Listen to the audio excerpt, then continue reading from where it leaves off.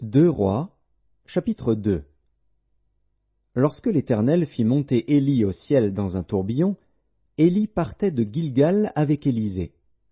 Élie dit à Élisée, « Reste ici, je te prie, car l'Éternel m'envoie jusqu'à Béthel. » Élisée répondit, « L'Éternel est vivant et ton âme est vivante.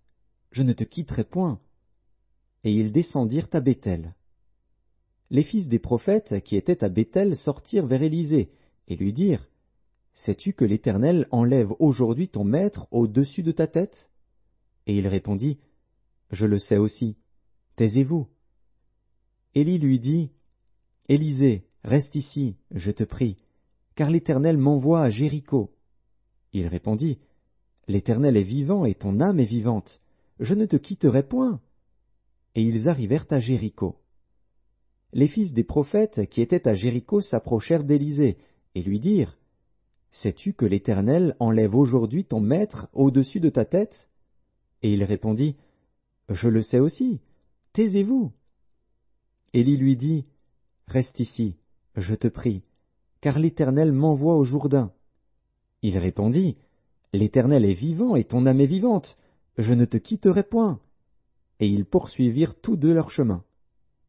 50 hommes d'entre les fils des prophètes arrivèrent et s'arrêtèrent à distance vis-à-vis, et eux deux s'arrêtèrent au bord du Jourdain. Alors Élie prit son manteau, le roula, et en frappa les eaux, qui se partagèrent çà et là, et ils passèrent tous deux à sec. Lorsqu'ils eurent passé, Élie dit à Élisée, « Demande ce que tu veux que je fasse pour toi, avant que je sois enlevé d'avec toi. » Élisée répondit, « Qu'il y ait sur moi, je te prie, une double portion de ton esprit. » Élie dit, « Tu demandes une chose difficile, mais si tu me vois pendant que je serai enlevé d'avec toi, cela t'arrivera ainsi.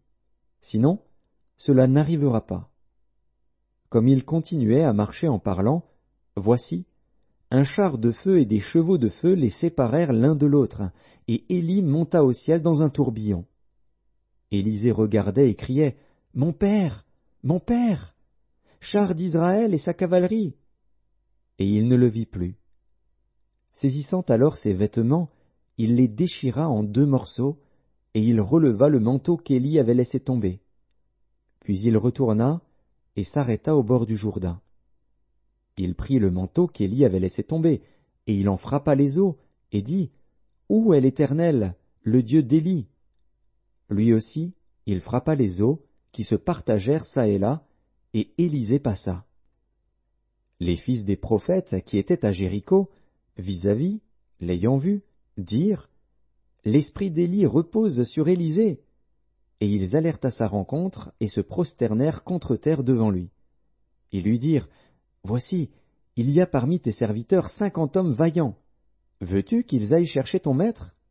Peut-être que l'Esprit de l'Éternel l'a emporté et l'a jeté sur quelque montagne ou dans quelque vallée. » Il répondit, « Ne les envoyez pas. » Mais ils le pressèrent longtemps, et il dit, « Envoyez-les. » Ils envoyèrent les 50 hommes qui cherchèrent Élie pendant 3 jours et ne le trouvèrent point. Lorsqu'ils furent de retour auprès d'Élisée, qui était à Jéricho, il leur dit, « Ne vous avais-je pas dit, n'allez pas ?» Les gens de la ville dirent à Élisée, « Voici, le séjour de la ville est bon, comme le voit mon seigneur. Mais les eaux sont mauvaises, et le pays est stérile. » Il dit, « Apportez-moi un plat neuf, et mettez-y du sel. » Et ils le lui apportèrent. Il alla vers la source des eaux, et il y jeta du sel, et dit, « Ainsi parle l'Éternel, j'assainis ces eaux, il n'en proviendra plus ni mort, ni stérilité. » Et les eaux furent assainies, jusqu'à ce jour, selon la parole qu'Élisée avait prononcée.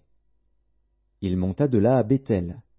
Et comme il cheminait à la montée, des petits garçons sortirent de la ville et se moquèrent de lui.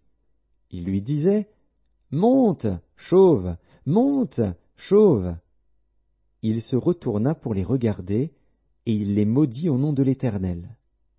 Alors 2 ours sortirent de la forêt et déchirèrent 42 de ses enfants. De là il alla sur la montagne du Carmel, d'où il retourna à Samarie.